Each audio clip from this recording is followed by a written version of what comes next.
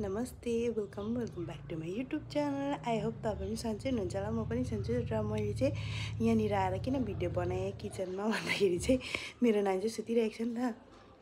अन्त तपाईँहरूलाई म के देखाउनु गइरहेको छु भन्दाखेरि चाहिँ म र मेरो हस्बेन्ड हुँदाखेरि मेरो रुम कस्तो थियो, अहिले मेरो बेबी आएपछि कस्तो छ भनेर म तपाईँहरूलाई देखाउनु गइरहेको छु होइन। तर म र मेरो बुढा हुँदाखेरि चाहिँ अब बुढा त अब कोही कोही बेला छुट्टी आउनुहुन्थ्यो नि त, तब त मेरो रुम चाहिँ एकदम क्लिन हुन्थ्यो होइन। र अहिले चाहिँ मैले किन देखाउनु गइरहेको छु भन्दाखेरि चाहिँ अहिले मेरो बेबी आएपछि चाहिँ मेरो रुम चाहिँ यस्तो बिना चाहिँ अब मैलाहरू छ होइन। म तपाईँहरूलाई देखाउँदैछु हो। अब म तपाईँहरूलाई रुम टुर गराउँछु किनकि अहिले चाहिँ यस्तो बिना हुँदो रहेछ कि बेबी भएपछि चाहिँ यस्तो हुँदो रहेछ भन्ने कुरा चाहिँ अब म मात्रै होइन, म न्युली मम मात्रै होइन, सबैलाई थाहा छ होला होइन। यो कुरा चाहिँ मलाई पुरा सेयर गर्नु मन लाग्यो नि त।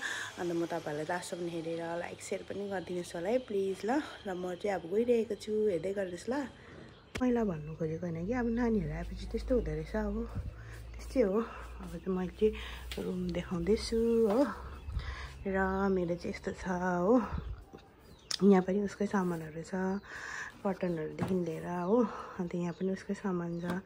अब पहिला अब म एक्लै हुँदाखेरि त यस्तो हुन्थेन होइन। यहाँ पनि उसकै सामान छ हो, यहाँ पनि उसको सामान छ र त्यहाँ पनि उसको सामान छ हो। त्यहाँ तिनवटा टोक्रे छ, त्यहाँनिर पनि दबाई छ हो, त्यहाँनिर पनि उयो छ, सामानहरू छ हो। यहाँ चाहिँ मेरो बेबी सुतिरहेको छ नि त, सुतिरहेको छ हो। अन्त यहाँ हेर्नुहोस् है गाइस, तपाईँहरूको पनि हुन्छ कि हुँदैन। यहाँ पनि एक कार्टुन उसको खेलाउने रहेछ। यो चाहिँ मेरो नानीको डाइपर हो। र यहाँ चाहिँ उसको बेड छ र उहाँ पनि उसको बेड छ। त्यहाँ चाहिँ ऊ खेल्छ नि त दिउँसो भएपछि, अहिले पल्टिन थालेर खेल्छ होइन। र यहाँ पनि उसकै सामान छ हो, यहाँ पनि उसको सामान छ। यो टोक्रेहरूभरि सामान छ, यहाँ पनि सामान छ, यो पनि उसको बेग होइन। र यहाँ उसको यो गोदरेज छ हो, गोदरेज छ। यसरी देखाइदिँदैछु म। अन्त यो यस्तो गोदरेज छ होइन। यहाँ पनि उसकै सामानहरू छ, उसको अजाले किनिदिएको सामानहरू। अझै खोलेको पनि छैन, खोलेपछि मैला हुन्छ भने मैले यतिकै राखिदिएको छु। किनभने हाम्रो चाहिँ घरमा काम चल्दैछ नि, धुलै धुलो हुन्छ, त्यही कारणले चाहिँ मैले यसरी राखिदिएको होइन। यहाँ पनि उसकै सामान छ हो, यहाँ पनि उसको सामान छ। यहाँ पनि हेर्नुहोस् है, बेबी भएपछि चाहिँ यस्तो हुँदो रहेछ। किनभने मलाई सेयर किन गर्नु मन लाग्यो भन्दाखेरि चाहिँ यहाँ पनि उसकै छ, यो पनि सबै उसकै सामानहरू।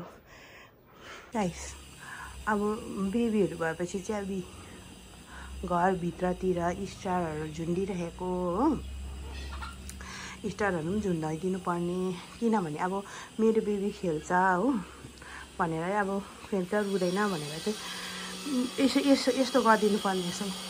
अब पहिला त अब यस्तो थिएन नि त, रुम पनि क्लिन हुन्थ्यो। अब हस्बेन्ड कहिले कहिले छुट्टी आउनुहुन्थ्यो, अन्त मैला गर्नुहुन्थ्यो। अब त्यति साह्रो मैला होइन, अब लुगाहरू त्यतिकै उयो गर्नुहुन्थ्यो। त्यो पछि अब हामीले त सँगाल्थेँ होइन। अन्त अब चाहिँ त्यस्तै हो।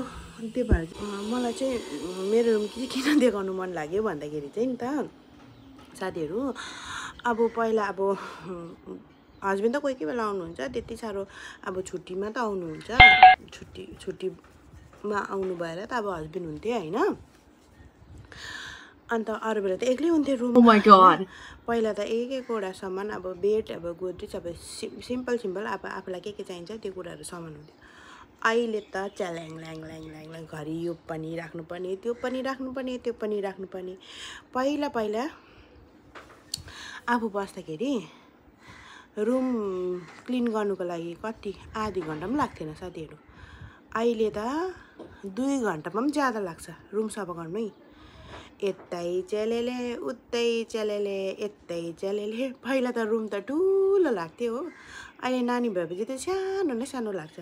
त्यही कारणले चाहिँ अब रुम पनि माथि बढाउँदैछ, ठुलो हो, त्यहाँनिर सेफ्ट हुन्छु। अन्त यो कुरा चाहिँ मैले किन चाहिँ देखाउनु खोजेको भन्दाखेरि चाहिँ अब त्यही हो, नयाँ मम्मीहरू भएकोलाई सबैलाई थाहा छ हो, यस्तो हुँदो रहेछ उस्तो हुँदो रहेछ। त्यो अर्को चिज पनि किनेर यहीँ राख्नुपर्ने, अर्को चिज किनेर पनि त्यहाँ राख्नुपर्ने। अब जे देख्छ त्यही मनपर्छ हो नानीहरूलाई। अब नानीले त हुन त अहिले नै यस्तो किन्दे उस्तो किन्दे त भन्दैन, तर पनि अब आफूलाई रहर लाग्दो रहेछ होइन। त्यही भएर यस्तो किन्यो त्यही थुपारो, उस्तो किन्यो त्यही थुपारो। त्यही कारणले चाहिँ मैले तपाईँहरूलाई देखाउनु खोजिरहेको थिएँ हो। अन्त किनभने मलाई मात्रै यस्तो हो कि तपाईँहरूलाई पनि यस्तो लाग्छ होइन, चेङ्ल्याङ ल्याङ हो। अब पहिला चिटिक चिटिक भएर मिल्ने बानी भएर चाहिँ मलाई त्यस्तो लागेको। अनि त्यस्तै हो साथीहरू।